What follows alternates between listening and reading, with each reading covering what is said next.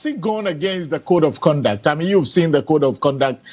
People have raised issues about it. Has it gone against it? And also, the bigger picture is, has he broken any law of the country so far by sharing the money? Is it the denomination? If he had given CDs, would he have been a problem?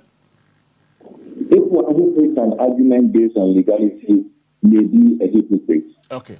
Because if you look at the video as it is now, it will be difficult for anyone to say that he or she can establish any element that can prove that a crime has been committed. Strictly speaking, legally speaking, even in terms of the code of conduct, there hasn't been any of the provisions that have been broken. But indeed, if you look at the code of conduct, there's a provision that cautions appointees from living an affluent life or creating an impression of living an affluent life, particularly at the back of the fact that majority of Ghanaians are struggling. It is in the code of conduct. If you see a video of someone, an appointee, giving out this quantum of dollars, the first perception and impression created is that this person is living an affluent life. This person is a rich person. How did he become this rich? How did he become this affluent? In as much as he has been generous over the past year, we haven't had any issue of seeing him giving out dollars. We haven't had any issue of seeing him dishing out money.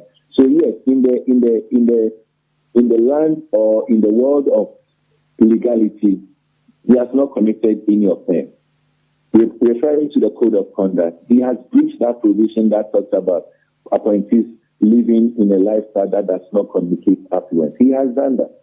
But again, if you look at the code of conduct, which I have said that in as much as it is laudable, I am not so much, enthused about it, because this is not the first time we are having a code of conduct. There have been so many instances where we've had code of conduct in this country. It is the enforceability of the code of conduct that makes a difference, and not just launching of the code of conduct.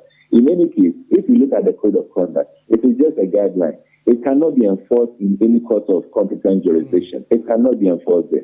It is left entirely to the discretion of the president. And if you look at the enforceability part of the code of conduct, it outlines 5 ways by which the content of the code can be enforced. It talks about apology. It talks about suspension. It talks about reprimanding. It talks about forced resignation. And then it talks about termination. These are the 5 ways. And so why? The president can decide that, okay, because you have offended the provision that talks about affluence, you should come out and apologize. You have apologized, and that is it. Or you say, I have suspended you. You've suspended, and that is it. But that is not the core of it. Or to the extreme, you can say, the president can say that I have terminated his appointment. But that is it. I've terminated it, and that is it. But that does not speak to the core. The core is that there are basic questions that need to be answered. We want to know the source of the income. We want to know. That is why we have always advocated for lifestyle audits. We have always advocated as Crusaders Against Corruption that we need lifestyle audits. You can't go to any serious jurisdiction as a public person, an appointee, and then be dosing out this quantum of dollars. How we want to know your lifestyle. How did you get it? Those are questions that we need to answer.